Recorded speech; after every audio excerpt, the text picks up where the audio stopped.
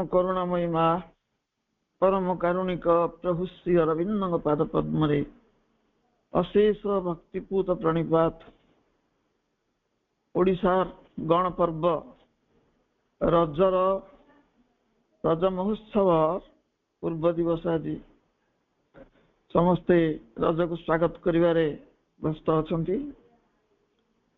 एई गणपर्व रे समस्त को मोर हृदय शुभेच्छा ज्ञापन करुछि। आज ऑनलाइन रे जोग देथिबा मोर समस्त श्रद्धा भाई भौणी मानकु अनेक श्रद्धा सम्मान उपस्थापन करुचंती।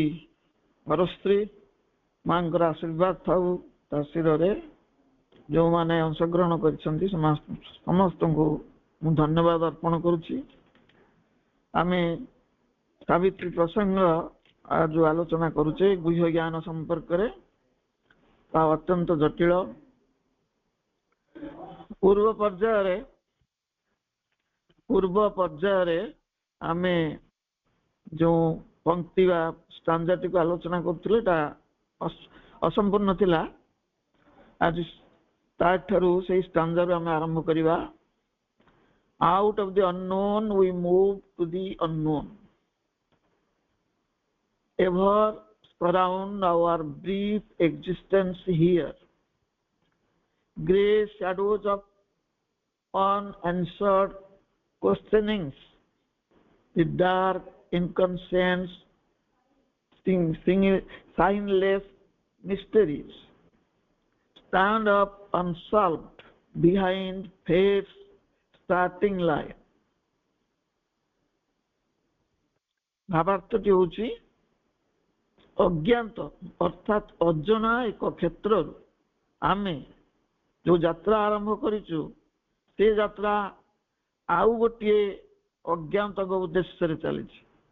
अज्ञात बा अजना क्षेत्रु आमे पुनश्च अज्ञात उद्देश्य रे गति करी चली।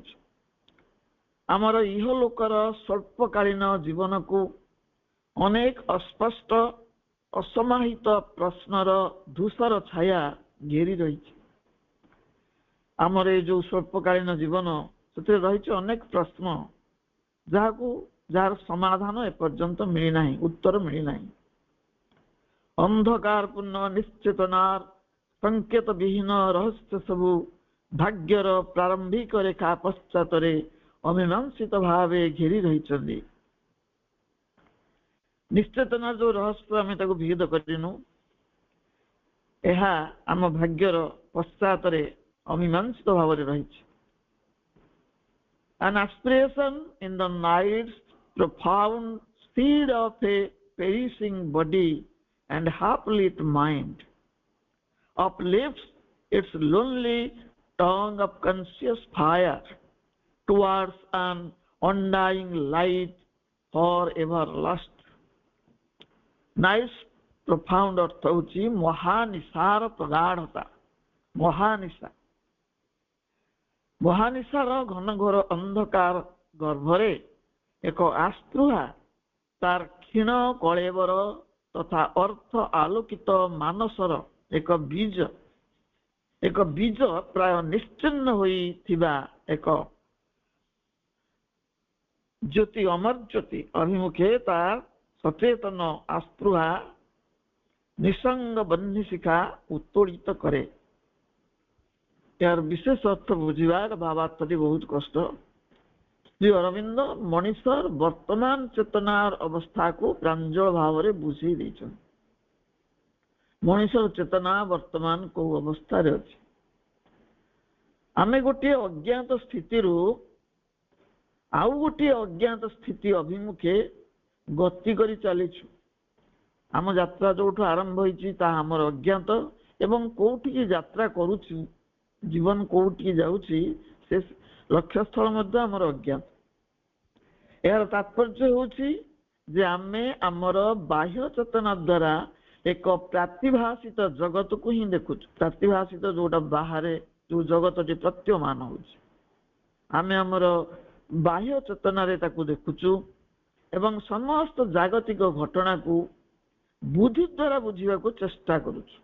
बुद्धि द्वारा नुहे बुद्धि द्वारा बुझिया को चेष्टा न करी बुद्धि द्वारा चेष्टा करूछु बुझिया पाई रहस्य ऊर्ध्वरे ज्ञानर अन्यान्य सूक्ष्म भूमि सब रही आमको जो मनटे दिया जाइछि अर्धालोकित मन तार ऊर्ध्वरे रही ज्ञानर अन्यान्य सूक्ष्म स्तर और सूक्ष्म भूमि सब से अज्ञात जगतर सत्य को जानिबा बुद्धि पक्षे संभव नुहे ये जो अज्ञात जगत रे जो सत्य सब रही जेते बुद्धि प्रयोग कले मध्य ताहा हमें उपलब्धि करि परिबा नाही बुद्धि पक्षे ताहा संभव नुहे ता पई बोधि ज्ञान दरकार प्रभु कहउछंती our observable consciousness that which we call ourselves is only the little visible part of our being. It is a small field below which are depths and further depths and widths and ever widths which support and supply it, by which it has no visible access.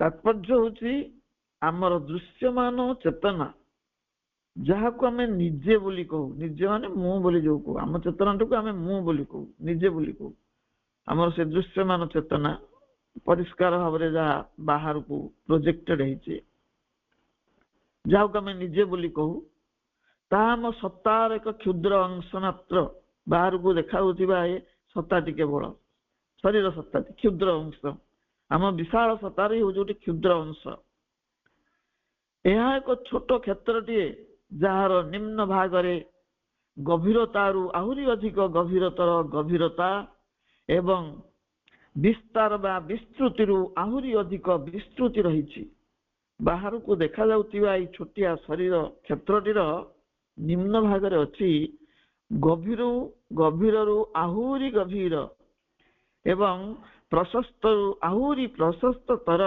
विस्तृति से सबू बाह्य सत्ता को धारण करी रही भितरे जो विशाल सत्ता सब रही अधिक गभीर अधिक प्रशस्त सत्ता से बाहर सत्ताटी को धारण करिकी रही एवं ताकू परिपोषण मध्य करुछन सही अंचल को ताहार अर्थात बाह्य सत्तार कौन सी प्रवेश अधिकार नहीं बाह्य सत्तार अभ्यंतर रे जो बृहत विशाल प्रशस्त सत्ता सब अच्छी जे बाह्य सत्तार सत्ता को धारण करके रही प्रतिपोषण करुछंती से सत्ता मान भीतर को प्रवेश करिवार अधिकार ए बाह्य सत्तार नहीं प्रवेश पाई अनुमति मध्य नहीं जाग्रत चेतनार से क्षुद्र परिसर बा स्वल्प आयतन भितरे आमर जागतिक कारबार चली जाग्रत चेतना आम जो शरीर चेतना संपर्क में आम जानिछु सेटा गोटे जाग्रत चेतना तार से क्षुद्र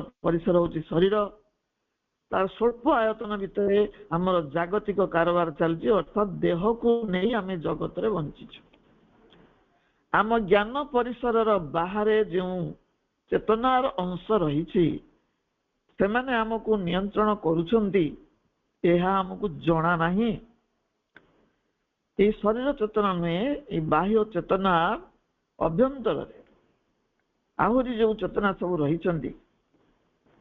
चेतना से माने हमको नियंत्रण करुछंती आमे से कथा जानूना जे से माने नियंत्रण करुछंती बोली सही परी अनेक अदृश्य शक्ति मानकर खेल आम जीवन को आम अलक्ष्य रे प्रभावित करुछि जो शक्ति माने अदृश्य रे अछंती कारण सारा जगत होची शक्तिंकर विस्तार से शक्ति माने आम जीवन को आम अलक्ष्य रे प्रभावित करुछन आमे एक घोर अज्ञानता मध्य बास करुछु सत्य जेपरी आमे एक अज्ञात जगत मध्यरु अन्य एक अज्ञात जगत मध्य को गति करिबारे लागिछु एभली अज्ञानता भितर आमे बास करिछु कोठु कोठी जाउछु जानिनु गोटे अज्ञात जगत रु अन्य एक अज्ञात जगत आड़ को आमर यात्रा चली आमे केउठारु आसीछु एवं आमर गंतव्य स्थलटी केउठी ताहा आमे जानि नाहु ଏପରିକି ଆଗକୁ କ'ଣ ହେବ, ଆମର ଆଗ ପାଦଟି କେଉଁଠି ପଡ଼ିବ ତାହା ମଧ୍ୟ ଆମକୁ ଜଣା ନାହିଁ। ଏହା ଶ୍ରୀ ଅରବିନ୍ଦଙ୍କ ଅନ୍ୟ ଏକ ବାଣୀରେ ସ୍ପଷ୍ଟ ହୁଏ। Here where one knows not even the step in front, and truth has her thrown on the shadowy back of doubt. ସାବିତ୍ରୀର ଏହି ଉକ୍ତି, ଯେଉଁଠାରେ ଜଣେ ଜାଣେ ନାହିଁ ତାର ଅଗ୍ର ପଦକ୍ଷେପ, ସନ୍ଦେହର ଛାୟାଚ୍ଛନ୍ନ ପୃଷ୍ଠ ଦେଶେ ଆରୋହଣ କରିଥାଏ ସତ୍ୟ। ଯେଉଁଠାରେ ଜଣେ ଜାଣେ ନାହିଁ ତାର ଅଗ୍ର ପଦକ୍ଷେପ, ସନ୍ଦେହର ଛାୟାଚ୍ଛନ୍ନ ପୃଷ୍ଠ ଦେଶେ ଆରୋହଣ କରିଥାଏ ସତ୍ୟ। ଅର୍ଥାତ୍ ଏଠାରେ ଜଣେ ତାର ଆଗ ପାଦଟି କେଉଁଠି ପଡ଼ିବାକୁ ଯାଉଛି ତାହା ଜାଣେ ନାହିଁ। ସନ୍ଦେହକୁ ଆଧାର କରି ସତ୍ୟ ତିଷ୍ଠି ରହିବାକୁ ଏଠି ଚେଷ୍ଟା କରୁଛି। ସତ୍ୟ ଭିତରେ ସନ୍ଦେହ ରହିଛି।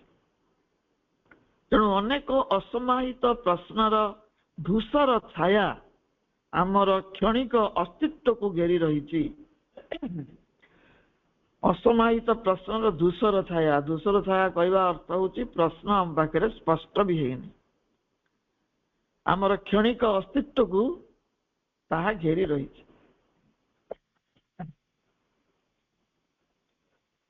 ଅଜ୍ଞାନତାର ଘେରା ମଧ୍ୟରେ ଆମର ଦୃଷ୍ଟି ସୀମାବଦ୍ଧ ହୋଇ ରହିଛି। ଏକ କୃଷ୍ଣକାୟ ନିଶ୍ଚେତନା ଭିତରେ ଆମର ଅସ୍ତିତ୍ୱର ଚେର ସବୁ ଭିଡ଼ି ହୋଇ ରହିଛନ୍ତି। ଆମର ଅସ୍ତିତ୍ୱର ଚେର ଅଛି କୋଉଠି ନା କୃଷ୍ଣକାୟ ନିଶ୍ଚେତନା ଭିତରେ, ଅନ୍ଧକାରାଚ୍ଛନ୍ନ ନିଶ୍ଚେତନା ଭିତରେ। ସମସ୍ତ ଅଶିବ ଅର୍ଥାତ୍ ଅମଙ୍ଗଳ, ମିଥ୍ୟା ଓ ଦୁଃଖ ସେହି ଭୂମିରୁ ଜାତ ତଥା ଉତ୍ଥିତ ହେଉଛି ଏବଂ ସତ୍ୟର କୌଣସି ନିଶ୍ଚିତ ପରିଚୟ ମିଳିପାରୁନାହିଁ। ନିଶ୍ଚେତନାର ସେ ଭୂମିରୁ କ'ଣ ବାହାରୁଛନ୍ତି? ଯେତେ ଅଶିବ ଅମଙ୍ଗଳକର ବସ୍ତୁ, ମିଥ୍ୟା ଆଉ ଦୁଃଖ, ସେଇ ଭୂମିରୁ, ନିଶ୍ଚେତନାର ଭୂମିରୁ ସେମାନେ ଜାତ ହେଉଛନ୍ତି ଏବଂ ଉର୍ଦ୍ଧ୍ୱକୁ ଉଠୁଛନ୍ତି। ତେଣୁ ସତ୍ୟର କୌଣସି ନିଶ୍ଚିତ ପରିଚୟ ଆମେ ପ୍ରାପ୍ତ କରିପାରୁନାହୁଁ। ସତ୍ୟ କ'ଣ ଜାଣିପାରୁନାହୁଁ। ନିଶ୍ଚେତନାର ଗର୍ଭରୁ ଆମର ସୃଷ୍ଟି, ସେ ନିଶ୍ଚେତନା ଅତି ଚେତନା ପରି ଅନନ୍ତ ଅସୀମ। ଅତି ଚେତନା ଯେଉଁଭଳି ନିଶ୍ଚେତନାରୁ ଅତି ଚେତନା ପର୍ଯ୍ୟନ୍ତ ଚେତନାର ସ୍ତର ପ୍ରଲମ୍ବିତ, ଅତି ଚେତନା ଯେପରି ସର୍ବୋଚ୍ଚ ଚେତନା, ବ୍ୟାପକ, ପ୍ରଶସ୍ତ, ଅସୀମ, ଅନନ୍ତ, ନିଶ୍ଚେତନାର ଗର୍ଭ ନିଶ୍ଚେତନା ମଧ୍ୟ ସେଇଭଳି ଅନନ୍ତ, ଅସୀମ, ପ୍ରଶସ୍ତ। ଇଚ୍ଛାମୟ ଶାଶ୍ୱତ ସ୍ୱେଚ୍ଛାକୃତ ଭାବେ ନିଜକୁ ନିଶ୍ଚେତନା ମଧ୍ୟରେ ହଜେଇ ଦେଇଛନ୍ତି। ନିଶ୍ଚେତନା ମଧ୍ୟକୁ ପ୍ରବେଶ କରିଛନ୍ତି ସ୍ୱୟଂ ଇଚ୍ଛାମୟ ପରମ ଶାଶ୍ୱତ। ସେ ନିଶ୍ଚେତନା ଭିତରକୁ ପ୍ରବେଶ ନ କଲେ ନିଶ୍ଚେତନା ଚେତନଶୀଳ ହବ ନାହିଁ। ତେଣୁ ସେ ଇଚ୍ଛାକୃତ ଭାବରେ ନିଶ୍ଚେତନା ମଧ୍ୟରେ ନିଜକୁ ହଜେଇ ଦେଇଛନ୍ତି ଏବଂ ପୁନର୍ବାର ସେଠାରୁ ମୂର୍ଚ୍ଛକୁ ଉଠୁଛନ୍ତି। ସେଠି ପ୍ରବେଶ କରିଛନ୍ତି ଏବଂ ପୁନଶ୍ଚ ଉର୍ଦ୍ଧ୍ୱକୁ ଉତ୍ଥିତ ହେଉଛନ୍ତି। ଶ୍ରୀ ଅରବିନ୍ଦ ଦିବ୍ୟ ଜୀବନ ଗ୍ରନ୍ଥରେ ଉଲ୍ଲେଖ କରିଛନ୍ତି, ନିଶ୍ଚେତନା ମଧ୍ୟରେ ପରମଙ୍କର ଏକ ଅନ୍ଧକାରମୟ ସମୃଦ୍ଧି ଘଟିଛି, ଅର୍ଥାତ୍ ସେ ଅନ୍ଧକାର ଦ୍ୱାରା ଆବୃତ ହୋଇଛନ୍ତି। ନିଶ୍ଚେତନା ମଧ୍ୟକୁ ପରମ ଗତି କରିଛନ୍ତି ଏବଂ ସେଠି ଅନ୍ଧକାର ଦ୍ୱାରା ନିଜେ ଆବୃତ ହୋଇଛନ୍ତି। ତମ ଆଶିତ ତମସା ଗୂଢ଼ମ ବୋଲି ବେଦରେ, ଋଗ୍ବେଦରେ ଉଲ୍ଲେଖ ଅଛି। ତମ ଆଶ୍ରିତ ତମସା ଗୂଢ଼ମ, ଋଗ୍ବେଦର ଉକ୍ତି। ଅନ୍ଧକାରକୁ ଅନ୍ଧକାର ଆବୃତ କରି ରଖିଛି, ଯେଉଁଥିପାଇଁ ତାହା ଅସତ ଭଳି ପ୍ରତୀତ ହେଉଛି। ନିଶ୍ଚେତନା ଏକ ଚେତନ ଶୂନ୍ୟ ଅବସ୍ଥା ନୁହେଁ। ଆମର ଯଦି ଧାରଣା ହେଉଛି ନିଶ୍ଚେତନା ମାନେ ନାହିଁ ଚେତନା, ତାହା ସେଇଆ ନୁହେଁ। ନିଶ୍ଚେତନା ଚେତନ ଶୂନ୍ୟ ନୁହେଁ, ସ୍ୱୟଂ ଶାଶ୍ୱତ ହିଁ ନିଶ୍ଚେତନାରେ ପରିଣତ ହେଇଛନ୍ତି। ଯିଏ ପରମ ଚେତନା ସେ ନିଶ୍ଚେତନା ହେଇଯାଇଛନ୍ତି, ନିଶ୍ଚେତନାରେ ପରିଣତ ହେଇଛନ୍ତି। ସ୍ୱୟଂ ଶାଶ୍ୱତ ପରମ ଚେତନା ସେ ଏକ ବିଶାଳ ଆତ୍ମ ଆବରଣ ମଧ୍ୟରେ ମଗ୍ନ ଅଛନ୍ତି। ସେ ନିଜକୁ ଆବୃତ କରିଦେଇଛନ୍ତି ଏବଂ ତା ଭିତରେ ସେ ମଗ୍ନ ଅଛନ୍ତି। ଘୋର ତମସା ମଧ୍ୟରେ ବିଶ୍ୱ ବିବର୍ତ୍ତନର ସମସ୍ତ ସମ୍ଭାବନା ଗୂଢ଼ ଭାବରେ ବୁଡ଼ି ରହିଛି, ମଗ୍ନ ହେଇ ରହିଛି। ନିଶ୍ଚେତନାର ଯୋଉ ଘୋରତମ ତମସା ରହିଛି, ତା ଭିତରେ ବିଶ୍ୱ ବିବର୍ତ୍ତନର ସମ୍ଭାବନା ସବୁ ଗୂଢ଼ ଭାବରେ ଗୋପନରେ ବୁଡ଼ି ରହିଛି ବା ମଗ୍ନ ହେଇକି ରହିଛି। ଚେତନା ଆତ୍ମବିସ୍ମୃତ ଅବସ୍ଥାରେ ଥିଲେ ମଧ୍ୟ ପରମ ଶକ୍ତିମତା କ୍ରିୟାଶୀଳ ଅଛନ୍ତି। ଚେତନା ଯଦିଓ ଆତ୍ମବିସ୍ମୃତ, ନିଜକୁ ଭୁଲିଛନ୍ତି, କିନ୍ତୁ ତାଙ୍କର ଯେ ଶକ୍ତି, ପରମ ଶକ୍ତି, ସେ ଶକ୍ତି କ୍ରିୟାଶୀଳ ଅଛନ୍ତି। ଏଭଳି ସ୍ଥିତିରେ ଦିବ୍ୟତାକୁ ବିରୋଧ କରୁଥିବା ଅଦିବ୍ୟ ଶକ୍ତି ସମୂହ ସେଇ ଅନ୍ଧକାରର ପଟ୍ଟଭୂମିରେ ସକ୍ରିୟ ହୋଇ ଉଠିଛନ୍ତି। ପରମ ଚେତନା ଯେତେବେଳେ ନିଶ୍ଚେତନାର ଗର୍ଭରେ ଯୋଗ ନିଦ୍ରା ମଗ୍ନ ହେଇଛନ୍ତି, ଏକ ସୁଯୋଗ ମିଳିଛି, ସେତେବେଳେ ଅଦିବ୍ୟ ଶକ୍ତି ସେଇ ଅନ୍ଧକାରର ପଟ୍ଟଭୂମିରେ ସକ୍ରିୟ ହୋଇ ଉଠିଛନ୍ତି। ଦିବ୍ୟ ଅଭିବ୍ୟକ୍ତିକୁ ବାଧା ଦେବା ପାଇଁ ଆସୁରିକ ଶକ୍ତିମାନେ ସବୁ ପ୍ରକାର ଭ୍ରାନ୍ତି, ଅସଙ୍ଗତି, ଅଶୁଭ ଓ ବେଦନା ସବୁ ସୃଷ୍ଟି କରୁଛନ୍ତି। ଯେମିତି ବିବର୍ତ୍ତନ ଆଗକୁ ଯାଇପାରିବ ନାହିଁ, ପରମଙ୍କର ଦିବ୍ୟ ଅଭିବ୍ୟକ୍ତି ଯେମିତି ସମ୍ଭବ ହବନି, ତେଣୁ ଆସୁରିକ ଶକ୍ତିମାନେ ଜାଗ୍ରତ ହୋଇ ଉଠିଛନ୍ତି ଏବଂ ସବୁ ପ୍ରକାର ଭ୍ରାନ୍ତି ମାନେ ଭୁଲ ଭାଲ କରୁଛନ୍ତି, ଅସଙ୍ଗତି ଆଣୁଛନ୍ତି, ଅଶୁଭ ବେଦନା ସବୁ ସୃଷ୍ଟି କରୁଛନ୍ତି। ସୃଷ୍ଟିର ପ୍ରାରମ୍ଭରୁ ଏମାନେ ରହିଛନ୍ତି। ମଣିଷ ମନ ନିକଟରେ ଏ ରହସ୍ୟ ଅସମାହିତ ହୋଇ ରହିଛି। ଏ ଅସୁର ମାନେ ହେଉଛନ୍ତି ଦେବତାଙ୍କର ବଡ ଭାଇ। ସୃଷ୍ଟିର ପ୍ରାରମ୍ଭରୁ ଏମାନେ ରହିଛନ୍ତି, କିନ୍ତୁ ମଣିଷ ମାନେ ସେ ରହସ୍ୟକୁ ଜାଣନ୍ତିନି।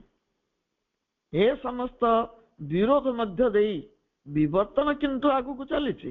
ଏ ଆସୁରିକ ସତ୍ତା ମାନେ, ଅଦିବ୍ୟ ସତ୍ତା ମାନେ, ବିବର୍ତ୍ତନ ବିରୋଧୀ ତତ୍ତ୍ୱ ମାନେ ଯେତେ ବାଧା ଦେଲେ ମଧ୍ୟ ଧୀରମନ୍ଥର ଗତିରେ ହେଉ ପଛେ ବିବର୍ତ୍ତନ କିନ୍ତୁ ଅଗ୍ରଗାମୀ ହେଉଛି। ଅନ୍ଧକାରାଚ୍ଛନ୍ନ ରାତ୍ରିର ଅତଳ ଗହ୍ୱର ମଧ୍ୟରୁ ଅଭିପ୍ସାର ଅଗ୍ନିଶିଖାଟିଏ ଅମର ଆଲୋକ ଅଭିମୁଖେ ଉଠି ଚାଲିଛି। ନିଶ୍ଚେତନାର ଯୋଉ ମାଛନ୍ନ ରାତ୍ରି, ତାର ଯୋଉ ଅତଳ ଗହ୍ୱର, ସେଠି କିନ୍ତୁ ଅଭିପ୍ସାର କ୍ଷୀଣ ଅଗ୍ନିଶିଖାଟିଏ ସୃଷ୍ଟି ହେଉଛି ଏବଂ ଉର୍ଦ୍ଧ୍ୱସ୍ଥ ଅମର ଆଲୋକ ଅଭିମୁଖେ ସେ ଉଠୁଛି। ଯେଉଁ ଆଲୋକଟି ଦିନେ ନା ଦିନେ ତାର ନିଜସ୍ୱ ହୋଇ ରହିଥିଲା, ଯେଉଁ ଆଲୋକଟି ଅଭିପ୍ସାର ନିଜସ୍ୱ ହେଇକି ରହିଥିଲା, ଯୋଉ ଉର୍ଦ୍ଧ୍ୱସ୍ଥ ଆଲୋକ, ସେଟା ଆମ ଅଭିପ୍ସାର ଅଗ୍ନିଶିଖାର ନିଜସ୍ୱ ଆଲୋକ। କିନ୍ତୁ ଏବେ ତାହା ଚିରଦିନ ପାଇଁ ହଜି ଯାଇଛି। ଏବେ ତାହା ଦୂରକୁ ଚାଲି ଯାଇଛି। ଅଭିପ୍ସାର ସେଇ ଅଗ୍ନି ମଧ୍ୟରେ ଲୁଚି ରହିଛି ବିବର୍ତ୍ତନର ସମସ୍ତ ସମ୍ଭାବନା। ମାଧବ ପଣ୍ଡିତ, ଶ୍ରୀଯୁକ୍ତ ମାଧବ ପଣ୍ଡିତ ଏହି ପ୍ରସଙ୍ଗଟିକୁ ସ୍ପଷ୍ଟ କରି କହନ୍ତି, This flame of aspiration raises its lone tongue of conscious fire. Solitary shoot of consciousness force towards an immortal light that was once its own, but now lost. This is the Agni, the flame of the Veda that burns in the heart of each form and points and leads it ultimately to the undying splendor above. अर्थात यही अभिप्सार बन्ही तार सचेतन शिखार निसंग जुहा जहा चित तपस्वर एकक अंकुर ताहाकु सेई अमर आलोक दिगरे उत्तोलित करी धरे। अभिप्सार बन्ही, अभिप्सा को बन्ही सहित तुलना कराई, कारण ये सर्वदा ऊर्ध्वमुखी। अभिप्सा अर्थ आस्पृहा एवं से सब सचेतन किंतु निसंग। सचेतन अभिप्सार सचेतन शिखार निसंग जुहा, जुहा अर्थ जो शिखाटी ऊर्ध्व को उठुची ताकू अग्निर जुहा बोली कहा जाए। आस्पृहा अग्निर से होची निसंग जुहा जहा चित तपस्वर एकक अंकुर ताहाकू से अमर आलोक दिगरे उत्तोलित करी धरे। ये जो आस्पृहार अग्नि जुहा से होची चित और तपस्वर अंकुर। ସେ ଅମର ଆଲୋକ ଦିଗରେ ତାକୁ ଉତ୍ତୋଳିତ କରି ଧରେ। ଏହା ଦିନେ ତାର ନିଜସ୍ୱ ହୋଇ ରହିଥିଲା। ଆସ୍ପୃହାର ଏଇ ଯୋଉ ଉଠକୁ ଉଠୁଥିବା ଏଇ ଶିକ୍ଷା ତାର ନିଜର ଅଧୀନରେ ଥିଲା, ଆସ୍ପୃହାର ଅଧୀନରେ ଥିଲା। ଏବେ ତାହା ଲୁପ୍ତ ହେଇଯାଇଛି। ଏହା ହେଲା ସେଇ ବେଦର ଅଗ୍ନି ଯାହା ପ୍ରତ୍ୟେକ ରୂପର ଅନ୍ତରରେ ପ୍ରଜ୍ୱଳିତ ହୋଇ ରହିଛି, କିନ୍ତୁ ଦେଖାଯାଉ ନାହିଁ। ବେଦର ଯୋଉ ଅଗ୍ନି ଯାତ୍ରା,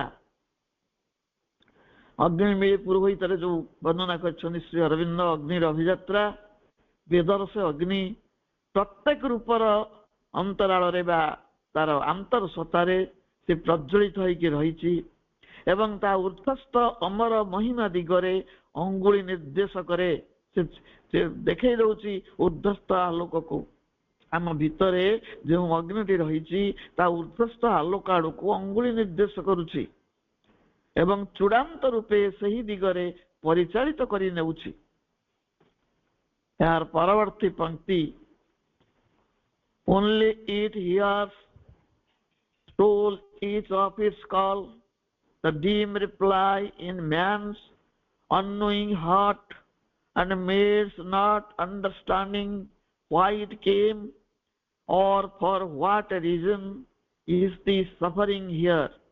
God's sanction to the paradox of life and the riddle of the immortal's birth in time. ଏଠି ସୋଲ ଅର୍ଥ ହଉଛି ଏକମାତ୍ର, ଡିମ୍ ହଉଛି ଅସ୍ପଷ୍ଟ, ପାରାଡକ୍ସ ହଉଛି ଗୋଟେ ବିରୋଧାଭାସ, ଆଉ ରିଡିଲ ହଉଛି ଗୋଟେ ପ୍ରହେଳିକା ବା ରହସ୍ୟ।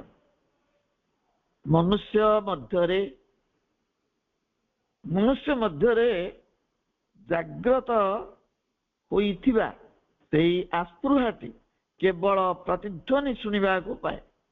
ମଣିଷ ଭିତରେ ଯୋଉ ସୁପ୍ତ ଆସ୍ପୃହାଟି କ୍ରମଶଃ ଜାଗ୍ରତ ହଉଛି, ସେ ଗୋଟେ ପ୍ରତିଧ୍ୱନି ଶୁଣିବାକୁ ପାଏ।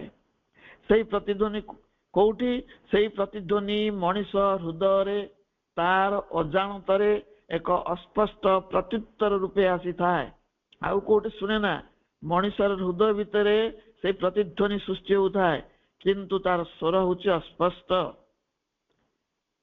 କିନ୍ତୁ ସେ ଏଠାକୁ କାହିଁକି ଆସିଛି କିମ୍ବା ଏଠାରେ ଯନ୍ତ୍ରଣା ଯାତନା କେଉଁ କାରଣରୁ ତିଷ୍ଠି ରହିଛି ତାହା ସେ ବୁଝିପାରେ ନାହିଁ।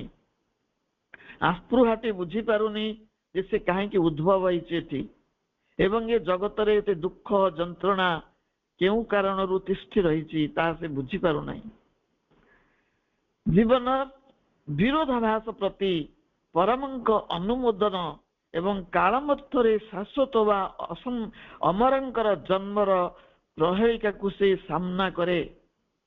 ଏଇଠାରେ ଏଇ ଯୋଉ ଜୀବନର ବିରୋଧାଭାସ, ଦୁଃଖ ସୁଖ ମିଶ୍ରିତ ଯୋଉ ଜୀବନ, ଏଇ ବିରୋଧାଭାସ ପ୍ରତି ପରମଙ୍କର ଯୋଉ ଅନୁମୋଦନ ଅଛି, ପରମଙ୍କର ଅନୁମୋଦନ ଅଛି ବୋଲି ଆମ ଜୀବନରେ ଦୁଃଖ ଆଉ ସୁଖର ମିଶ୍ରିତ ଭାବ ରହିଛି ଏବଂ କାଳ ମଧ୍ୟରେ ଶାଶ୍ୱତ ବା ଅମରଙ୍କ ଜନ୍ମର ପ୍ରହେଳିକା, ଯୋଉଟା କାଳ ସୀମିତ ମରଣଶୀଳ, ତା ମଧ୍ୟରେ ଶାଶ୍ୱତ ବା ଅମରଙ୍କ ଜନ୍ମର ଯୋଉ ରହସ୍ୟ ରହିଛି ତାକୁ ହିଁ ସାମ୍ନା କରୁଛି ଆମର ଅଭିପ୍ସା ବା ଆସ୍ପୃହା।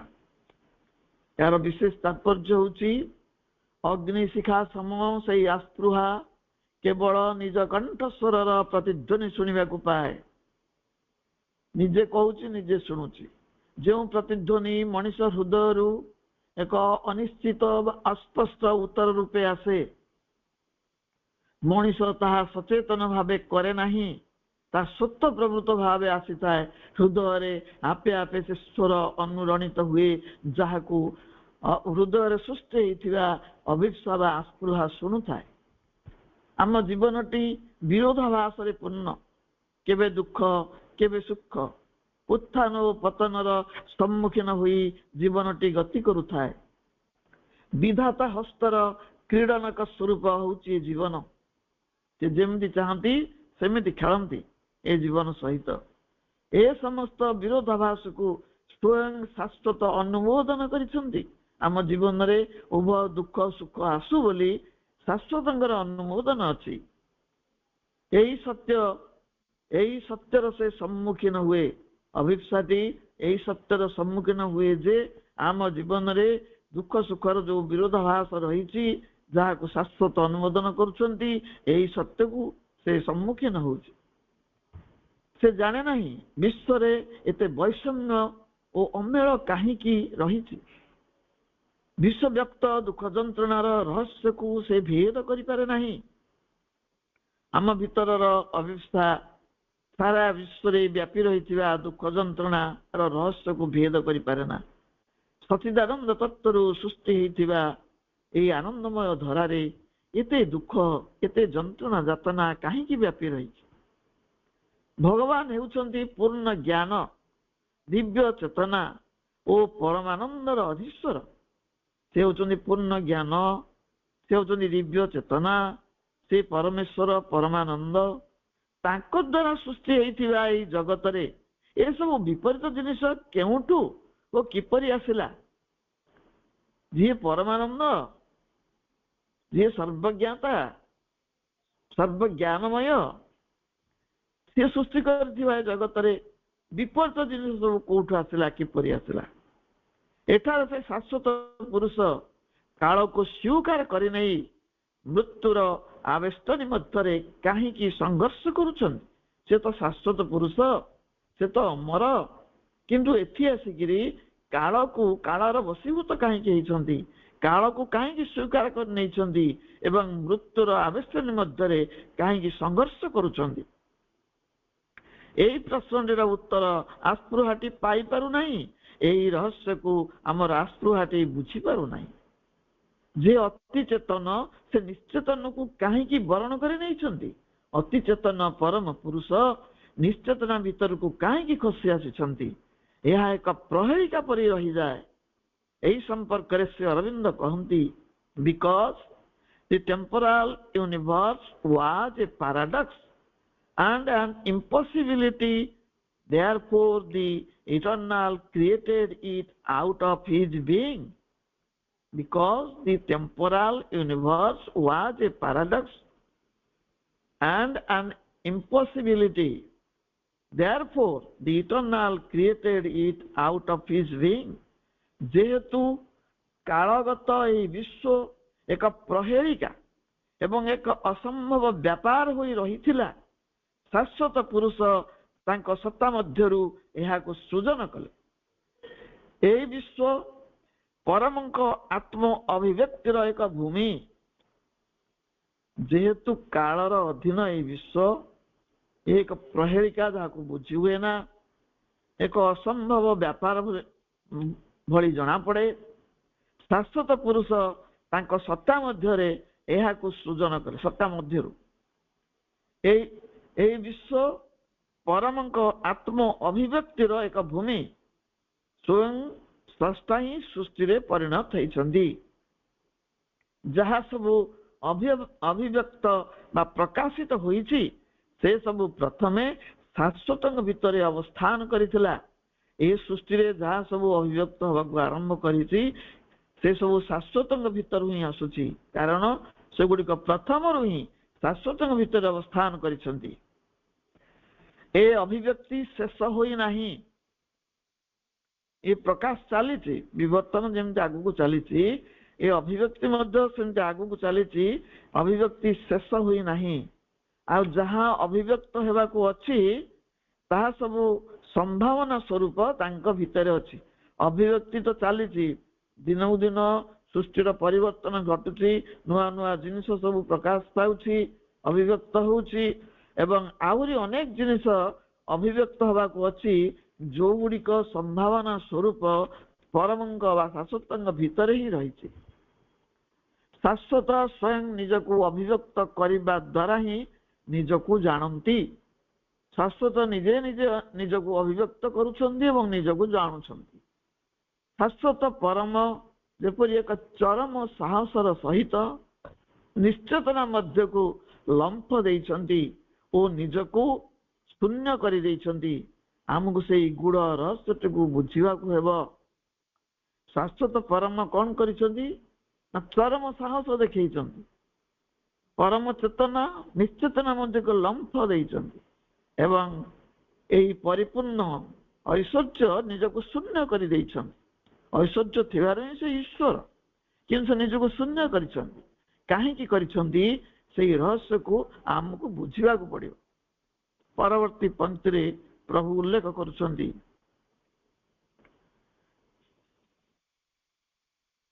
along a path of aeons serpentine in the coiled blackness of his nascent course, the earth goddess toils across the sands of time. Along a path of aeons serpentine in the coiled blackness of the nascent course, the earth goddess toils across the sands of time. aeons अर्थ होची अति दीर्घ काल, serpentine सर्पिल गति, coiled होची कुंडलित, shop जंती कुंडली करी रहे। नेसेंट अर्थ होची नेसेंट कोर्स, जुग जुगांतर धरी एक सर्पिल गतिपथ देई निश्चेतनारे कुंडलित एक अंधकारच्छन्न मार्ग देई धरित्री माता महाकालर बालुका राशि मध्य देई कष्टसाध्य यात्रा करिबारे लागिछन। जुग जुग धरिकी एक वक्र पथरे सर्पिल पथरे निश्चेतनार कुंडली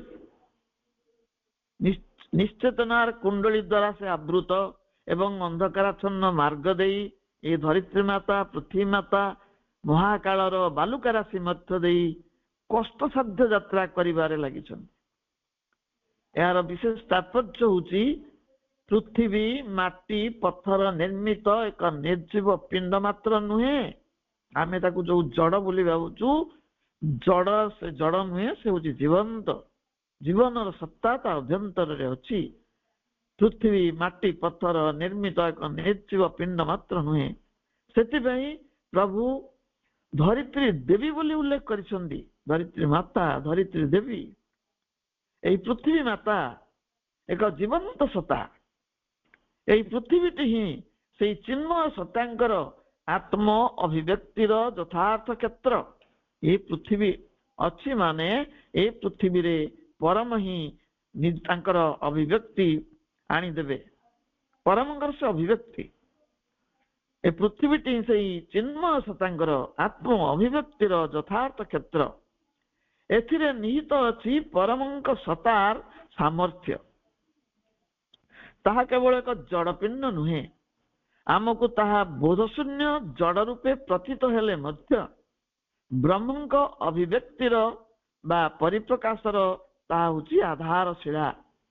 ए पृथ्वीटी आमको जड़ भली प्रतीत हेले मध्य ब्रह्म अभिव्यक्तिर से होची आधारशिला बा मूलदुआ। ताकू ही मूल भित्ति करी ब्रह्म अभिव्यक्त हेबे परम ब्रह्म। ताहार जड़ उपादान मध्यरे तल्लीन बा प्रच्छन्न होई रहिछि विवर्तनर विविध पर्याय। से जड़ भितरे अवगुंठित बा तल्लीन होइकरी कोन रहिछि ना विवर्तनर परवर्ती पर्याय सबु ताहा क्रमशः प्रसारित हेबारे लागिछि, प्रकाशित हेबारे लागिछि। विवर्तन क्रमशः प्रकाशित होउछि। विशाल विश्व ब्रह्मांड मध्यरे एई क्षुद्र पृथ्वीर विशेष तात्पर्य रहिछि। ए विश्व ब्रह्मांड भितरे आमर पृथ्वी अति क्षुद्र। तेणु विशाल विश्व ब्रह्मांड रे अनेक पृथ्वी रहिछि। आमर एई पृथ्वी बहुत क्षुद्र, किंतु क्षुद्र हेले मध्य तात्पर्यपूर्ण, यार विशेष तात्पर्य रहिछि। कारण एई पृथ्वीटी रे ही चैत्यंकर उपस्थिति रहिछि। चैत्यंकर उपस्थिति अन्य कौनसी जगत सब अच्छी चैत्य उपस्थिति नहीं। एठी चैत्यंकर उपस्थिति देखा मिले। सेथिपई विवर्तन मार्ग रे मनीष भितरे चैत्य विकासर संभावना प्रकाश पाए। पृथ्वी मातांकर यात्रा बड़ आयास साध्य। पृथ्वी मातांकर यात्रा ଆୟାସ ସାଧ୍ୟ ହେଇକି ରହିଛି। ଏବେ ବି ବିବର୍ତ୍ତନ ମାର୍ଗରେ ଯୁଗ ଯୁଗ ଧରି ସେ ଏକ ସର୍ପିଳ ଗତିରେ ଧୀରେ ଧୀରେ ମନ୍ଥର ଗତିରେ ଅଗ୍ରସର ହେଉଛନ୍ତି, ଦ୍ରୁତ ଗତିରେ ଯାଇପାରୁନାହାନ୍ତି। ବିବର୍ତ୍ତନ ମନ୍ଥର ସେ ଯୁଗ ଯୁଗ ଧରି ସର୍ପିଳ ମାନେ ବକ୍ର ପଥରେ ଧୀରେ ଧୀରେ ଅଗ୍ରସର ହେଉଛନ୍ତି। ତାଙ୍କର ନିଶ୍ଚେତନ ଯାତ୍ରା ପଥଟି ଚକ୍ରାକାରରେ ଅନ୍ଧକାର ମଧ୍ୟ ଦେଇ ଅତ୍ୟନ୍ତ କଠିନ ଓ ସଂଘର୍ଷପୂର୍ଣ୍ଣ ହେଇ ରହିଛି। ତାଙ୍କ ସେଇ ଯାତ୍ରା ପଥଟି ନିଶ୍ଚେତନ ଚେତନା ନାହିଁ, ସେଠି ସେ ଚକ୍ରାକାରରେ ରହିଛି, ଅନ୍ଧକାର ମଧ୍ୟରେ ରହିଛି। ତେଣୁ ଏଠି ଯାତ୍ରା କରିବା ଅତ୍ୟନ୍ତ କଠିନ ଆଉ ସଂଘର୍ଷପୂର୍ଣ୍ଣ। ତାଙ୍କର ଏଇ ଯାତ୍ରାଟି ଆଦୌ ସୁଖକର ହେଇନାହିଁ। ପୃଥିବୀ ମାତାଙ୍କର ଏହି ବିବର୍ତ୍ତନ ଯାତ୍ରା ଆଦୌ ସୁଖକର ନୁହେଁ। କିନ୍ତୁ ସେ ଆଶାହତ ହୋଇନାହାନ୍ତି। କେବେ ନା କେବେ ସେ ଏକ ବୃହତ୍ତର ଚେତନା ପ୍ରାପ୍ତ କରିବେ, ସେଥି ନିମିତ୍ତ ଆଶାୟୀ ହୋଇ ଚାଲିଛନ୍ତି। କେବେ ନା କେବେ ନିଶ୍ଚିତ ଭାବରେ କେବେ ନା କେବେ ସେ ଏକ ବୃହତ୍ତର ଚେତନାକୁ ପ୍ରାପ୍ତ କରିବେ, ସେଇ ନିମିତ୍ତ ଆଶାୟୀ ହୋଇ ଚାଲିଛନ୍ତି। ଅଗ୍ରଗତି ପାଇଁ ତାଙ୍କର ଆସ୍ପୃହା ଓ ଆକୁଳତା ସମସ୍ତ ପ୍ରତିକୂଳ ଅବସ୍ଥାର ସାମ୍ନା କରିବା ପାଇଁ ତାଙ୍କୁ ସାହସ ଦେଇଛି, ଶକ୍ତି ଦେଇଛି। ମହାକାଳର ବାଲୁକା ରାଶି ମଧ୍ୟ ଦେଇ ବ୍ୟଥା ପୀଡ଼ିତ ଏବଂ ସଂଶୟ ସଂକୁଳ ତାଙ୍କ ଯାତ୍ରା କେବଳ ସେହି ଦିବ୍ୟ ଲକ୍ଷ୍ୟ ଦ୍ୱାରା ଅନୁପ୍ରେରିତ ରହିଛି। ସମସ୍ତ ପ୍ରତିକୂଳ ଅବସ୍ଥା ଦେଇ ସେ ଯାତ୍ରା କରୁଛନ୍ତି। ପୃଥିବୀ ମାତା ଏବଂ ମହାକାଳର ବାଲୁକା ରାଶି ମଧ୍ୟ ଦେଇ ବ୍ୟଥା ପୀଡ଼ିତ ଏବଂ ସଂଶୟ ସଂକୁଳ ତାଙ୍କ ଯାତ୍ରା କେବଳ ସେହି ଦିବ୍ୟ ଲକ୍ଷ୍ୟ ଦ୍ୱାରା ଅନୁପ୍ରେରିତ ରହିଛି। ଏକ ମହାନ ଲକ୍ଷ୍ୟ ତାଙ୍କୁ ପ୍ରେରଣା ଦେଉଛି ସେ ଦିଗରେ ଯିବା ପାଇଁ। ସମୟ ଉତ୍ତୀର୍ଣ୍ଣ ହେଇଛି। ପ୍ରସଙ୍ଗଟିକୁ ମା ଏବଂ ପ୍ରଭୁଙ୍କ ଚରଣ ତଳେ ସମର୍ପଣ ପୂର୍ବକ ସମସ୍ତଙ୍କୁ ଧନ୍ୟବାଦ। ବନ୍ଦେ ମାତରମ୍।